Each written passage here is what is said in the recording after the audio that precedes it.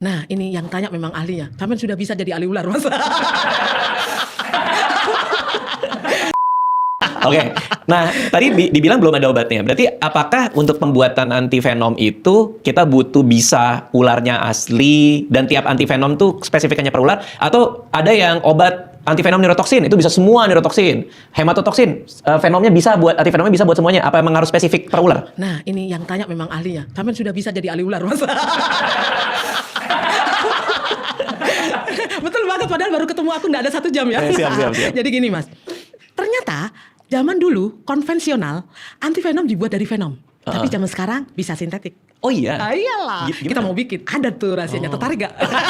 Kenapa nggak tertarik tiba-tiba? Jadi begini, dulu harus diambil venom ular, di milking kan glandula dari kelenjar venom itu kan di pipinya ular gini, jadi dipencet-pencet supaya keluar. Iya, namanya di milking dan ada tekniknya. Nah, tekniknya ini nggak boleh ngawur. Kalau ngawur yang keluar air liur bukan venomnya, karena venomnya itu bercampur dengan air liur itu dan dia adalah protein enzimatik.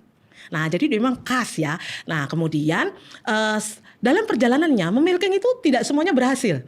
Kalau ularnya stres ya nggak keluar, Mas. Dan sekarang kan memang banyak sekali ular-ular itu mau dibunuh karena kulitnya dijadikan sepatu, tas. Jadi akhirnya si ular ini nggak bisa keluar venomnya dengan bagus. Karena ular itu ketika harus di milking dia harus bahagia, Mas, sehingga venomnya itu betul-betul venom yang berkualitas. Kita harus membahagiakan dia dulu. Iya, dan itu yang kulihat di banyak negara termasuk Australia tadi. Ada, Mas, nanti kapan-kapan kalau Adelaide tak tunjukkan ya pabriknya, saya curious itu. Ada di Adelaide itu. Jadi ularnya tuh bahagia di sana. Dia diberi tempat yang betul-betul nyaman, seperti di Thailand juga ya, nyaman. Kemudian dia diberi makan yang istimewa juga. Pokoknya dirawat sampai bagus sehingga dia bahagia. Sehingga kalau di milking itu dia tidak langsung mati, tapi dia bertahan dan venomnya itu berkualitas bagus. Nah, sekarang yang menjadi masalah itu tidak semua hari, tidak semua ular bisa seperti itu.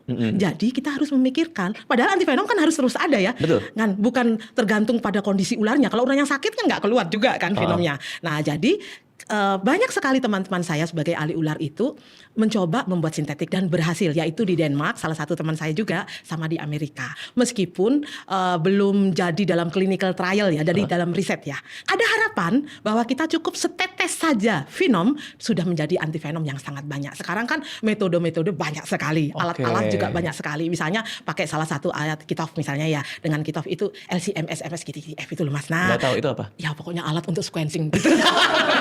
Nanti nggak ngerti deh kayaknya. Nanti ikut aku gitu. ke situ sebentar. Ke BRIN. Nanti ada alat itu. Ke BRIN. Nggak sih, kayaknya nggak deh. Serius banget tiba-tiba ke BRIN. Dalam minggu ini aku mau lihat alat itu bersama teman-teman Biova. Kalau tertarik, ayo ikut. Siap. Nah,